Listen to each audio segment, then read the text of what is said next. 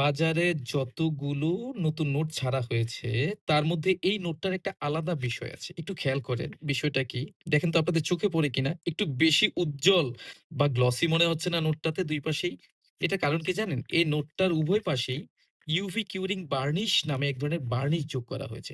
Varnish করলে কি হয়? আপনারা ফার্নিচারে দেখেন না একটু চকচকে হয়? একইভাবে এই নোটটাও কিন্তু একটু গ্লসি এবং চকচকে দেখাচ্ছে। এছাড়া এই যে এখানে যেই 500 মানে 500 লেখাটা আছে, এটা তো রং পরিবর্তনশীলকালী সব নোটেই থাকে।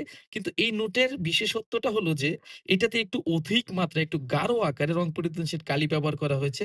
যেটা আপনার যদি এই যে সবুজ রং কিন্তু আমি যদি এটাকে কাত করে ধরি আপনারা দেখেন এটা কি কালার হয়ে গেছে? নীল কালার হইছে না?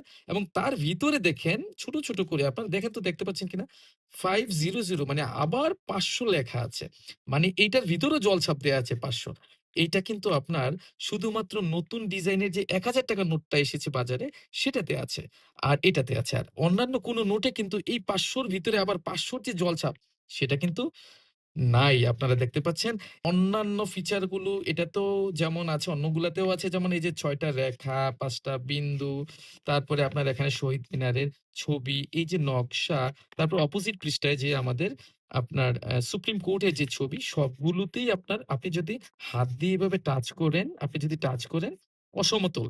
মানে আপনার হাতে ফিল হবে যে এটা অসমান একটা ছাপ, আলাদা কিছু এখানে আছে।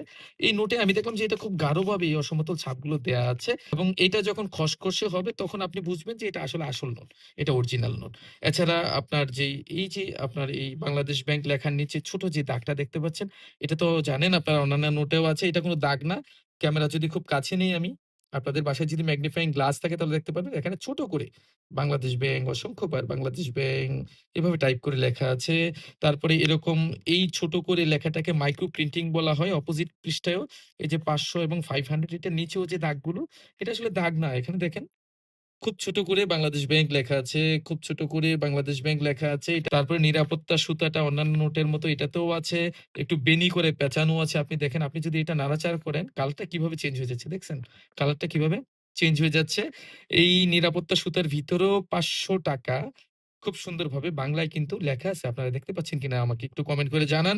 এই নোটে অন্যান্য নোটের মতো জলছাপ ব্যবহার করা হয়েছে ৩ টা যেটা আলোর বিপরীতে ধরলে বাংলাদেশের জাতীয় পশু রয়েল বেঙ্গল টাইগারের মুখ দেখা যাচ্ছে 500 এবং বাংলাদেশ ব্যাংকের লোগো। এর বাইরেও অসংখ্য সিকিউরিটি ফিচার আছে যেটা আপনি দেখতে পারেন কিছু যন্ত্রের সাহায্যে। যেমন এই নোটটা আপনার যে কাগজ দিয়ে তৈরি করা হয়েছে এটাকে বলা হচ্ছে ফাইবার কটন কাগজ।